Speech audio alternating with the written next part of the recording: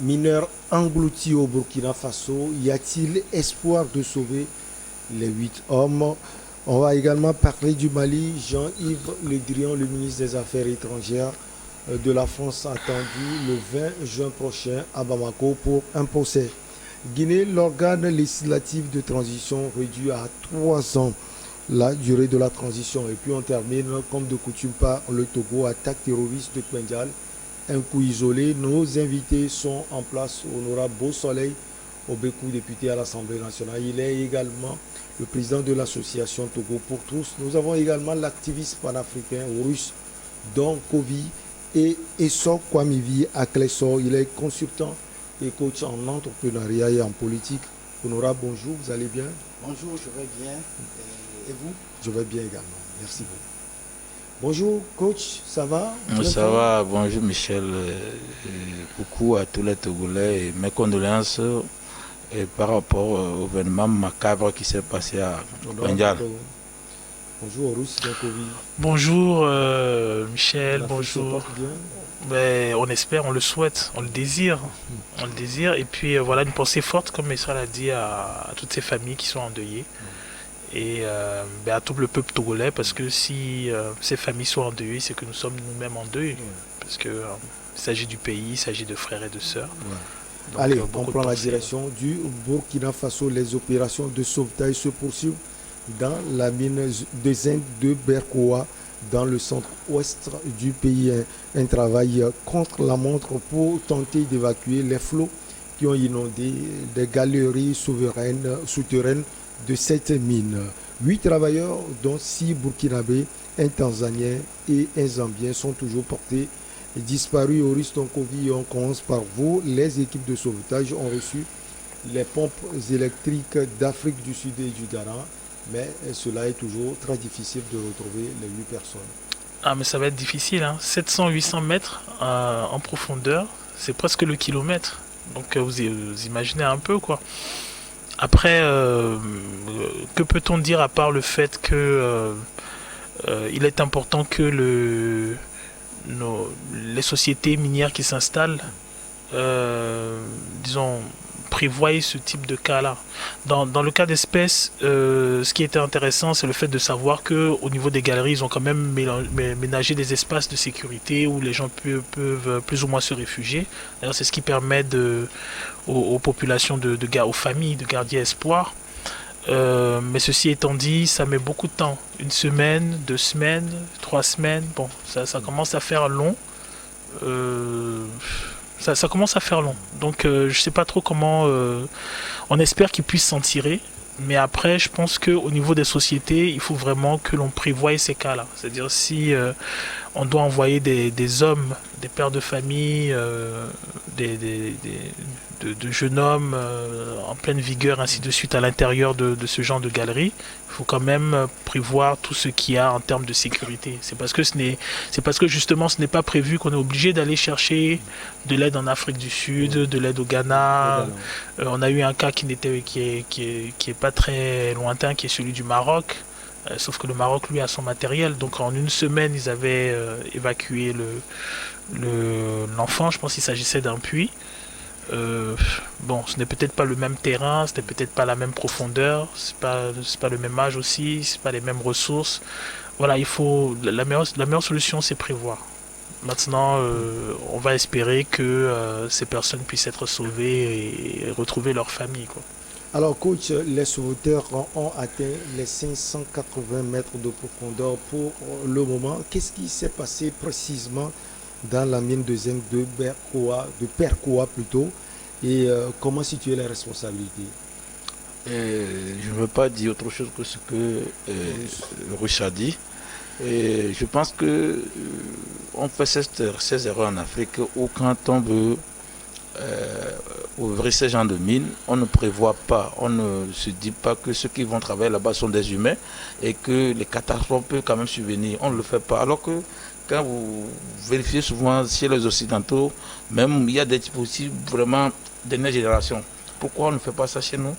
Et étant donné que c'est également ces Occidentaux qui sont les détenteurs de nos mines, je pense qu'ils devraient mettre les mêmes dispositions de sécurité là-bas.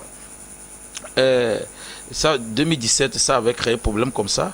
Et c'est de la négligence quand ils ont laissé cela. Ça devient répétitif. Et quand ça a eu lieu, ils ont construit les espaces qui permettent de respirer, même s'il y a éboulement ou écroulement. C'est ce qu'ils ont fait. Alors qu'ils pouvaient tout faire pour amener, même les pompes dont on parle. Pourquoi ils n'avaient pas ça au début? Si les pompes là existaient au début, je pense que l'histoire allait être réglée. Donc c'est de la négligence et de propriétaire de la mine et de l'État de Burkina Faso. Parce qu'il faudrait quand même que quand vous avez des intérêts dans ce genre de choses, vous prévoyez tout. Plus, aujourd'hui, si on dit que la mine est fermée, je pense que l'État burkinabé aussi perdra aussi de la manne là-bas. Et donc, il faudrait que les gens arrivent à faire mieux que cela et ne pas laisser les vies des gens en l'air comme ça. Auris parlait de peut-être 8 personnes, mais voyons les familles qui sont derrière ces 8 personnes.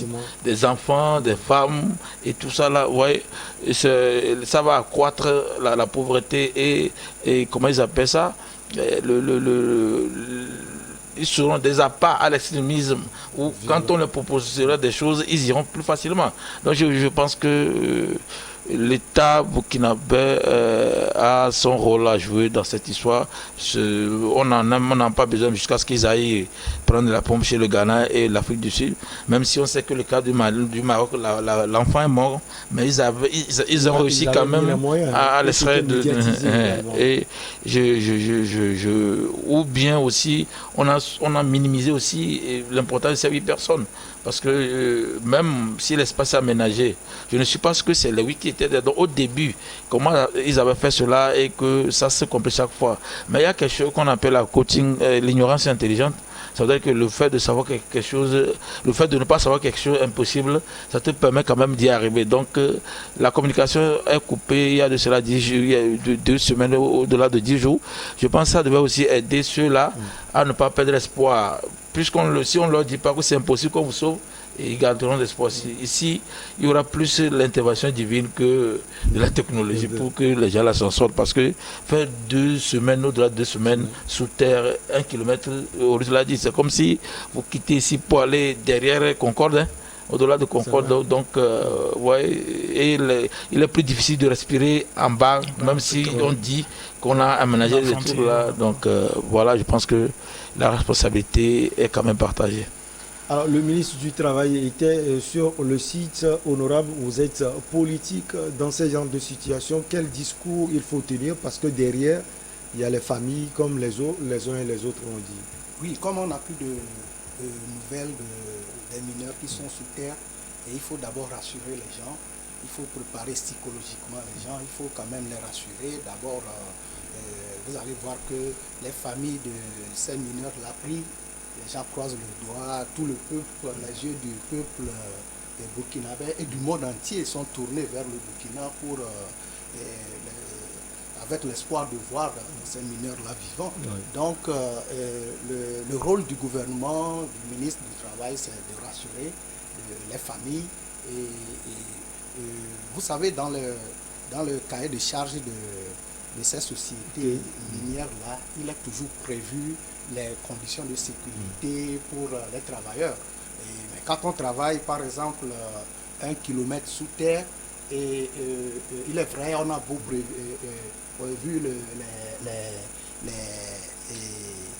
les conditions de sécurité, oui, tout aménagé, mais quand l'accident veut venir en matière de mine, ça peut venir à tout moment.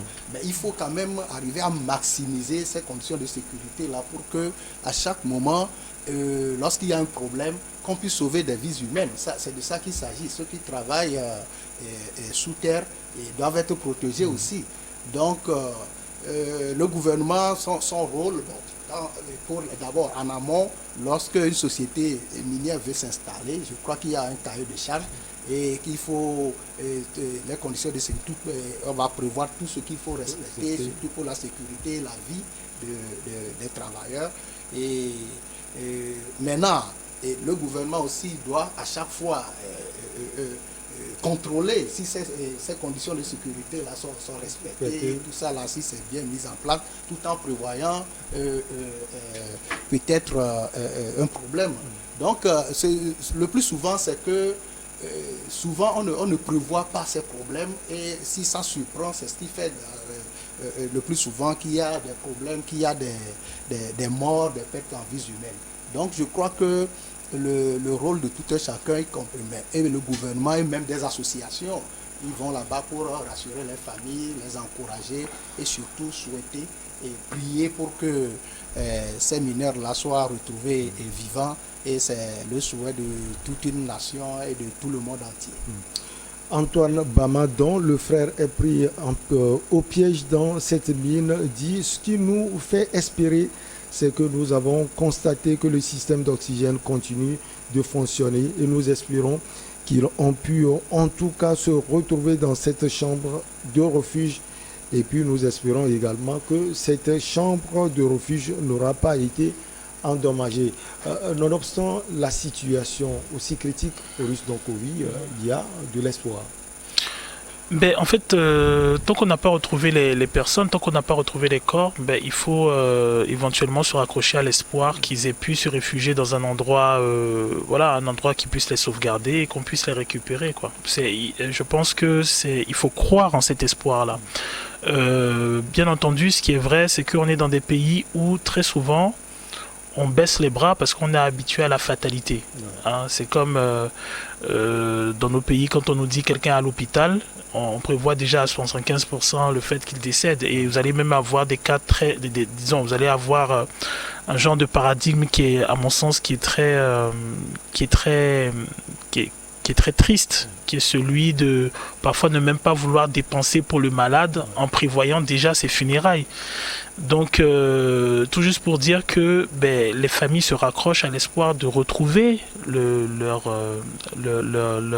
parents et qu'il ne faut pas, justement, tant qu'on n'a pas touché le niveau où ils se trouvent, tant qu'on n'a pas retrouvé les corps de ces personnes-là, il ne faut pas que l'on verse dans un genre de pessimisme où on se dirait que c'est fini et qu'on abandonne les recherches. Et là, par contre, j'ai apprécié le ministre burkinabé qui s'est déplacé du travail, qui s'est déplacé et qui a quand même haussé le ton en ce qui concerne les recherches. Et on sent que les gens sont mobilisés pour que soient retrouvés coûte que coûte ces 8 personnes-là. On aurait pu verser dans un genre de fatalisme, on va dire, ok d'accord, bon, il y a 1 semaine est passée, 2 semaines sont passées, 3 semaines sont passées, est-ce qu'ils ont de la nourriture, est-ce qu'ils ont de l'eau, est-ce qu'ils ont assez d'oxygène, où se trouvent-ils, et ainsi de suite, et abandonner les recherches. Mais ce qui me plaît, c'est le fait qu'il y ait cette volonté manifeste de retrouver ces personnes-là, mortes ou vives, et de pouvoir un tant soit peu avoir des réponses dignes du nom auprès des familles. Parce que ce qui est sûr, c'est que même si on retrouve ces personnes-là, il faudra quand même une enquête pour situer les responsabilités et savoir ce qui s'est réellement passé. Parce qu'il s'agit après de renvoyer encore d'autres personnes au même niveau pour pouvoir encore trouver du minerai. Donc voilà, la société, elle fait des bénéfices en investissant dans les mines. Comme on le sait, la plupart du temps, ce ne sont pas des sociétés qui viennent de nous. Et ce sont des sociétés qui savent que lorsqu'elles sont sous des latitudes où les lois sont beaucoup plus rigoristes, mais elles mettent tout, mais absolument tout... elles organisent tout de façon à ce qu'il y ait le moins de ces cas-là possible, parce que dans la presque quasi-totalité des cas, ce qu'il suit, c'est une procédure de justice pour situer les responsabilités. S'il y a des blessés, il faut les dédommager. Voilà, il y a tout cela, quoi. Il y a les familles qui sont derrière, qui attendent, il faut répondre à tout cela. Allez, on marque la petite pause. On retrouve nos chers invités pour la suite de Regard Croisé.